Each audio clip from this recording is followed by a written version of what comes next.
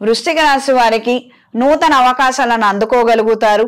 కొత్త ఉద్యోగం కోసం చేసే ప్రయత్నాలలో మంచి సదవకాశాలను దక్కించుకోగలుగుతారు.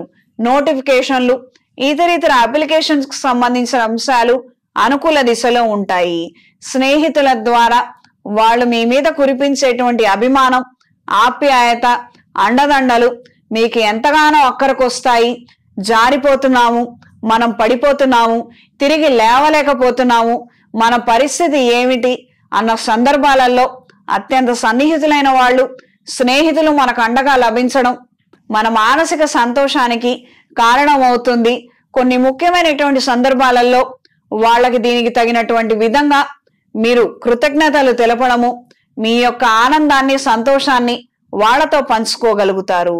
గృహప్రవేశాది కార్యక్రమాలు, పెళ్లిళ్ల కార్యక్రమాలలో అనుకూలమైనటువంటి మార్పులు ఏర్పడతాయి.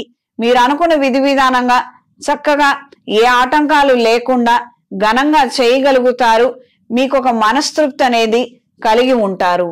కళా సాంస్కృతిక రంగాల్లో ఉన్న వారికి కాలం అనుకూలంగా ఉంటుంది.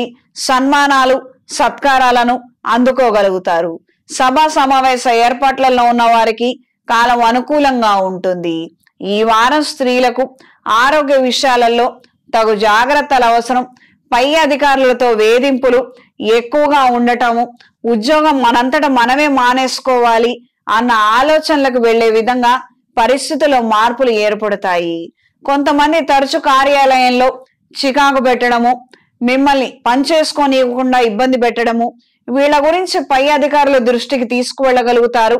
వీళ్ళ ద్వారా మీకు ఏదైతే సమస్యలు ఏర్పడుతున్నాయో వాటి నుండి బయటపడగలుగుతారు.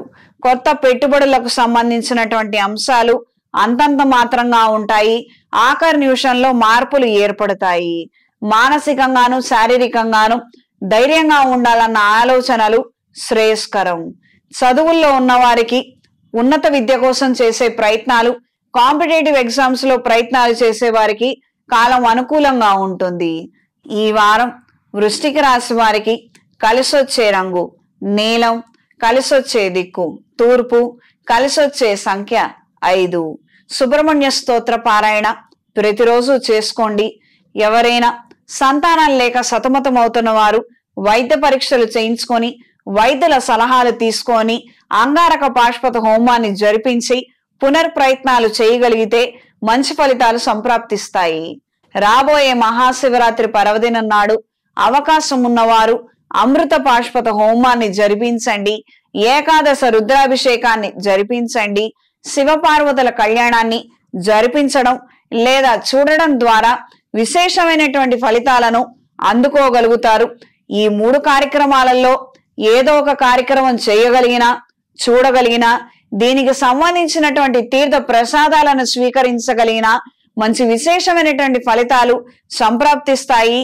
శివపార్వతుల అనుగ్రహాన్ని పొందగలుగుతారు.